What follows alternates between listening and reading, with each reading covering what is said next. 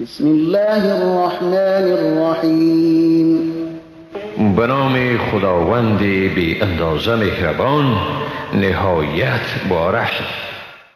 فإن خفتم فرجالا أو ركبانا فإذا أمنتم فاذكروا الله كما علمكم ما لم تكونوا تعلمون.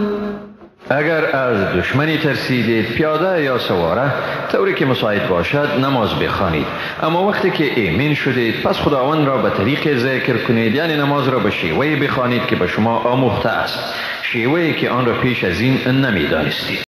والذين يتوفون منكم ويذرون أزواجا وصية لأزواجهم متاعا إلى الحول غير إخراج فإن خرجن فلا جناح عليكم فيما فعلن في أنفسهن من معروف والله عزیز حکیم. و کسانی از شما که میمیرند و بیوه‌های از خود میگذارند، سفارش است که 1 سال برای این زنها وسایل زندگیشان پرداخته شود و از خانه بیرون نشوند. اما اگر ایشان از منزل خارج شدند، پس آنچه ایشان در حق خیش از کارهای پسندیده انجام میدهند بر شما گناهی نیست و خداوند صاحب قدرت منی و با حکمت است.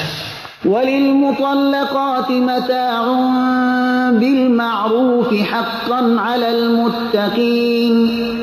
برای زنان طلاق شده وسایل زندگیشان به سویه معقول و منصفانه داده شود، این مکلفیتی است به پرهیزگاران.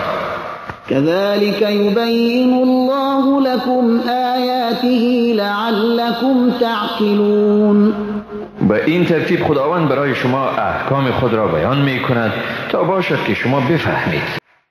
ألم تر إلى الذين خرجوا من ديارهم وهم ألوف حذر الموت فقال لهم الله موتوا ثم أحياهم إن الله لذو فضل على الناس ولكن أكثر الناس لا يشكرون.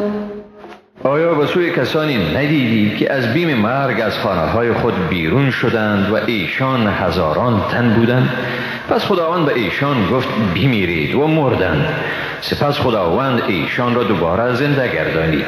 حقا که خداوند به مردم صاحب بخشایش است، ولی بیشتر مردم ناسپاس است.